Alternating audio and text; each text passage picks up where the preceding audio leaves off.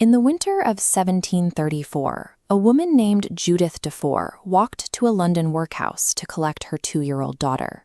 She led the child into the freezing night, toward the dark fields on the edge of the city. There, Judith strangled the toddler and stripped her of the new clothes the parish had provided for the winter. She sold the little coat and stockings for $1 and a few pennies more. She took that money to the nearest dram shop and spent every coin on gin. When she was caught, she did not deny the crime, telling witnesses the next day that she had done something that deserved the gallows. To the authorities, Judith Dufour was a single symptom of a city drowning in a clear, juniper-scented liquid available on nearly every street corner. By the 1730s, the scale of consumption was staggering.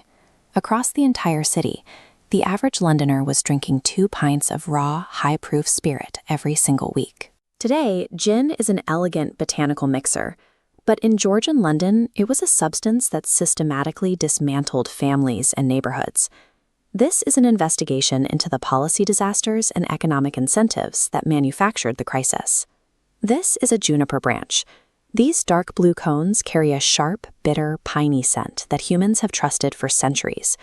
2,000 years ago, Greek army doctors soaked these berries in wine to treat chest ailments. Eventually, distillers in the Low Countries combined this trusted botanical with crude malt wine. The juniper masked the harsh, oily taste of early distillation, creating a spirit they called Genever. English soldiers fighting in Northern Europe were handed cups of the spirit to study their nerves before advancing into cannon fire.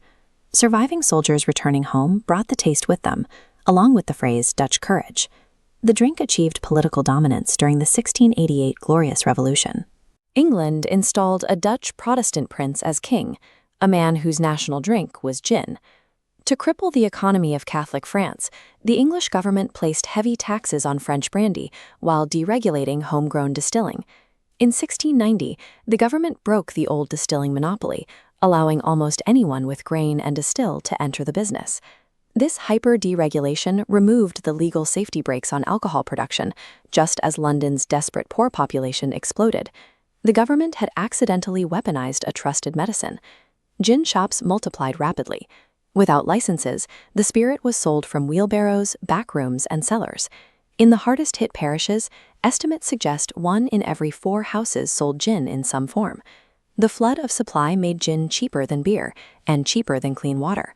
A single penny bought enough to get drunk. 2 pennies bought the dead drunk state promised on shop signs. To cut costs, backstreet distillers doctored the spirit with industrial toxins. They used turpentine to mimic the bite of juniper, and even added sulfuric acid. People poured industrial poison down their throats to stop being present in their own lives. For those with nowhere else to go, shops offered piles of clean straw in the back to sleep it off for free. Gin provided a pennies-on-the-dollar escape hatch from a life of cold, hunger, and hopelessness. By making oblivion the most affordable commodity, the government engineered an inescapable public health catastrophe. Parliament attempted to fix the disaster with 5 major laws passed between 1729 and 1751. They tried to price the spirit out of reach with steep taxes and expensive licenses. Prohibition failed immediately. The trade vanished into a black market of secret rooms and code names, ensuring the supply of gin remained uninterrupted. An Irishman named Dudley Bradstreet exploited a loophole by renting a house anonymously and nailing a wooden cat to the wall.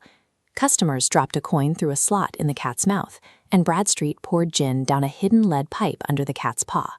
The seller remained completely anonymous, effectively outwitting the law's enforcement efforts. Soon, these Puss in Mew shops appeared across the city slums. When the government tightened enforcement, London erupted. Crowds attacked paid informers and took to the streets chanting, "No gin, no king," threatening the monarchy over their right to cheap spirits. Attempting to rip away the only available comfort from the starving population left the addiction intact while pushing the city to the brink of a revolution. Realizing that heavy-handed laws were failing, reformers turned to propaganda.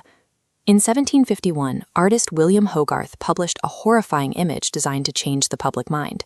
This is Gin Lane.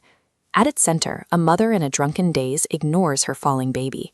Hogarth equated the drink with societal ruin. In the background, buildings crumble.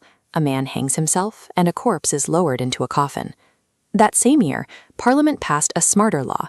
Instead of punishing the drinkers, they targeted the sellers, restricting the trade to licensed, rent-paying properties with real accountability. Converging economic forces finally broke the craze. Bad grain harvests made distilling too expensive, while the sudden affordability of tea provided a warm, safe alternative that woke the nation up instead of knocking it out. The crisis was solved through smart supply chain regulation, shifting economics, and providing a safer alternative to a desperate public. In 1830, the invention of the continuous column still allowed distillers to produce a spirit so clean and pure that it no longer needed sugar to hide chemical flaws. This unsweetened style, London Dry, moved gin out of the gutter and into spectacular Victorian gin palaces, glittering spaces of mahogany and etched mirrors. As the British Empire expanded into the tropics, soldiers and administrators encountered a relentless enemy, malaria. To make the bitter, anti-malarial quinine drinkable, they mixed it with sugar, carbonation, and their daily ration of gin. The gin and tonic was born, returning the spirit to its ancient medicinal roots. The liquid in a modern cocktail glass holds a 2,000-year legacy of herbal medicine, political blunders, and ultimate redemption. It is a spirit that was born to heal, learn to kill, and was eventually refined into one of the most carefully regulated products in the world. Subscribe and let me know in the comments which chapter you didn't see coming.